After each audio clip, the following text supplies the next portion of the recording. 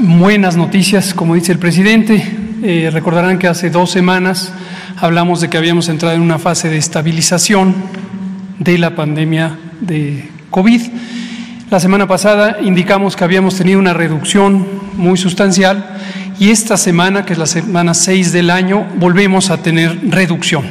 Esto ya nos permite ver extremadamente claro que hay consistencia en todos los parámetros que se monitorean, que indican que la cuarta ola COVID va a la baja y que lo más probable es que la trayectoria se mantenga de esa forma hasta su completa reducción o desaparición.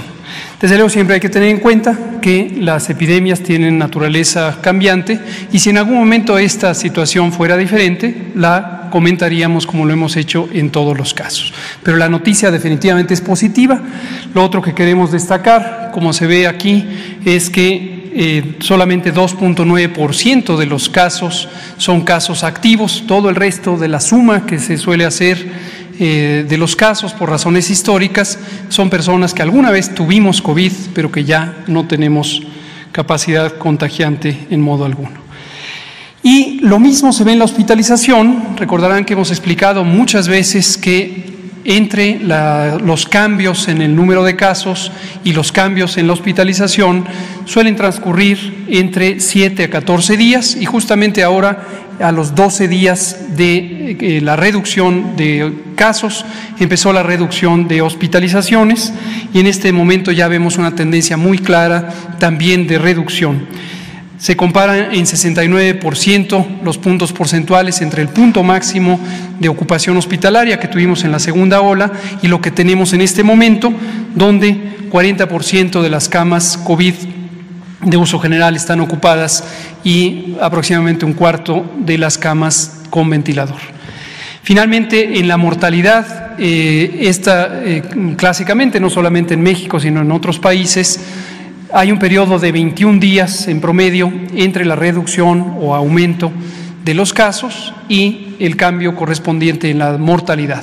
Esto es lo que a veces desconcierta a algunas personas, lo vimos en los medios de comunicación la semana pasada, que no entendían por qué, a pesar de que habíamos dicho que la epidemia va a la baja, se apreciaba todavía un incremento en la mortalidad. Es por este desfase que ocurre, pero esperamos ver que en esta semana entre en estabilidad las defunciones y muy probablemente en la siguiente semana ya entren también en reducción al cumplirse 3 semanas desde que empezaron a reducir los casos.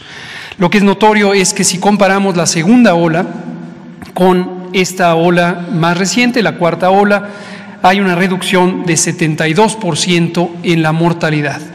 Y recordarán que desde que apareció la variante Omicron el 26 de noviembre en Sudáfrica, explicamos aquí que teníamos elementos de evidencia que sugerían una variante que ciertamente iba a ser más transmisible, como lo fue, pero iba a ser mucho menos virulenta. Aunque tuvimos muchísimos casos, indudablemente en la cuarta ola duplicó o un poco más que duplicó las olas precedentes, en hospitalizaciones y en mortalidad no alcanzó a ser ni siquiera la 6ª parte de la ola más importante que tuvimos, que fue la segunda ola.